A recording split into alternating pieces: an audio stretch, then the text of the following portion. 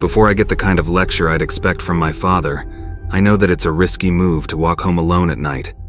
I know, especially as a young woman, that it's unsafe, that anything could happen. Okay? I know. That being said, I come from a remarkably safe area. The kind of place where people don't shoot up in bed worried because they can't remember if they locked their doors. I've stumbled home drunk more than a few times myself, only to discover my keys long forgotten in the lock outside the next morning. Nobody really worried because nothing bad really happened here, not until a few months ago. Up until now, it wasn't actually considered that dangerous to walk alone after dark here. I did it pretty often myself. I don't have a car and the public transportation system here is basically non-existent. I'm saving up to finally get myself a vehicle, but it's a bit of a vicious cycle. I can't afford a car, and the relative safety it would afford me. So to get one, I have to work. And I'm a bartender, so that means working late shifts. There's been a recent spate of killings in my town, the first of its kind, really.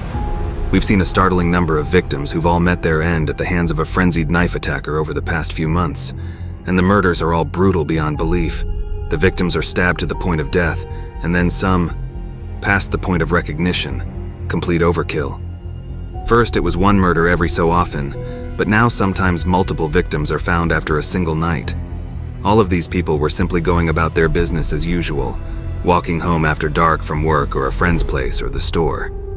Many of them died just yards from the safety and comfort of their homes, some mere steps away from their front doors. We've been forced to confront the fact that we almost certainly have a serial killer on our hands. With all of this weighing heavy on my mind, I guess you'll all understand why I was terrified to find myself out on the street hours past nightfall and out of options.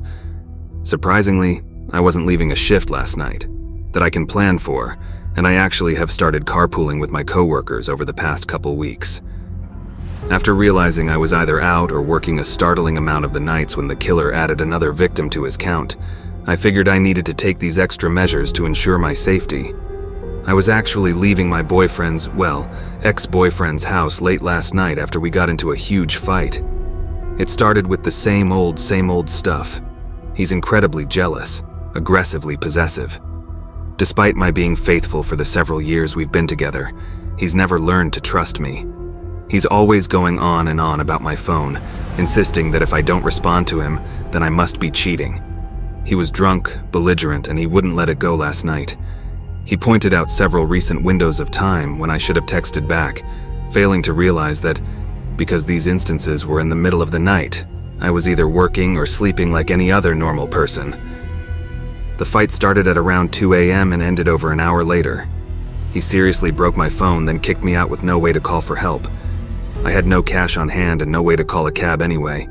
The buses had stopped running for the night, and the walk to the nearest bus stop probably would have been longer than the walk back home. I was drunk and alone and scared and helpless.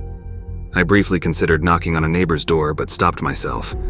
I didn't want to make a fuss. I could just walk home on my own. It wasn't a big deal. It'd only take me about 15 minutes. After all, I'd done it plenty of times before. With a renewed or feigned, more likely sense of courage, I plodded down the steps outside my ex's house and onto the sidewalk. I tried desperately not to think of the serial attacker, but it was no use. I couldn't silence my thoughts about what scared me most about the maniac, his preferred victims. It was his lack of preference that worried me most, actually. It sounds horrible to say, but at that moment I couldn't deny the thought. If he only went for a certain kind of victim, like petite blonde girls, I'd have felt safer. As I continued my walk, I thought back on all of his victims, realizing that there was no common thread that could stitch his choice of victims together. There was no neat box that I could categorize them in all in the name of making myself feel safer. Even more horrifying still, several men had fallen victim to the killer, big men that sure as hell put up a fight, yet stood no chance against such vicious knife attacks.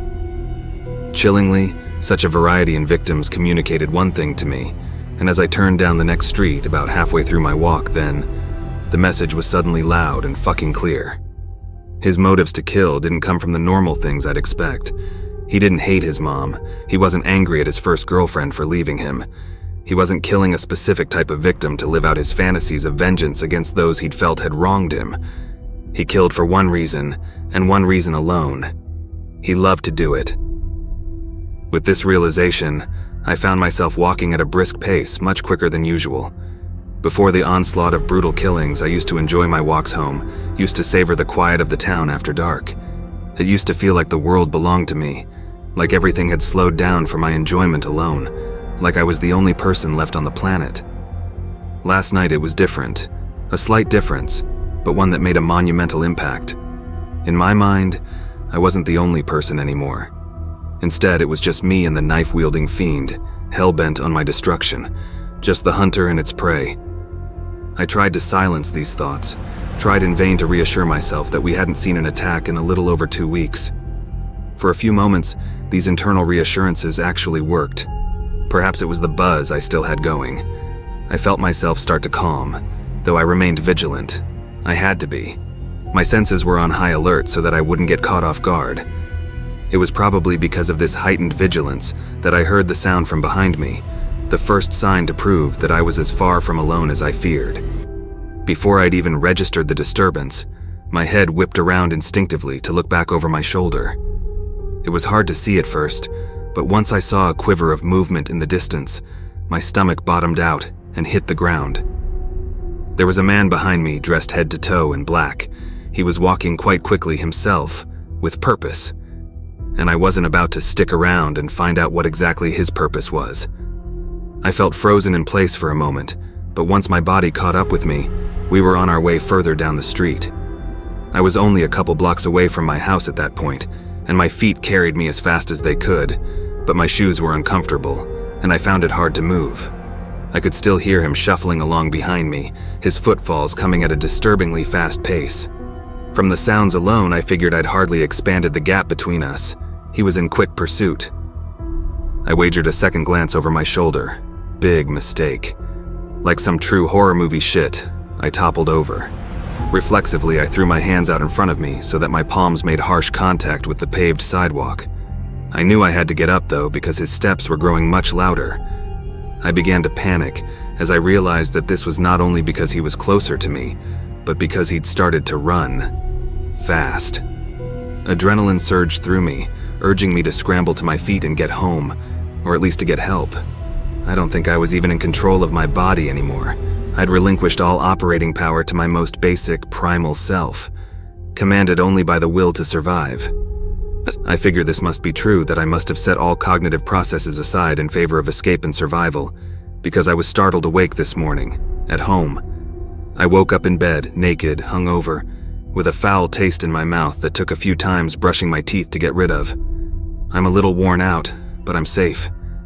I don't look much like I was in a fight for my life, just some scrapes and bruises here and there.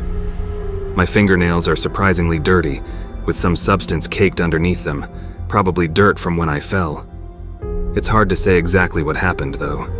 The adrenaline rush that came over me was so powerful that I have only a hazy recollection of the entire night, that of course in conjunction with the alcohol. My survival instincts must have carried me those last few minutes until I burst through my door. It was a close call for sure, but even closer when I opened my laptop to a news alert. Apparently a morning jogger found a man's body, another victim of the killer. There are few details available now, but he was found on the same street I'd been pursued on last night, likely to have been killed near the same time I'd escaped. One of the detectives on the case reported that he expected an identification to be difficult, seeing as the victim had been nearly ripped to shreds. Like I said, I don't exactly remember what happened last night, but I'm comforted by the fact that I was so close to death but that I made it home safe. I'm exhausted and I certainly look a little rough, but I'm okay. And that's something to be grateful for, don't you think?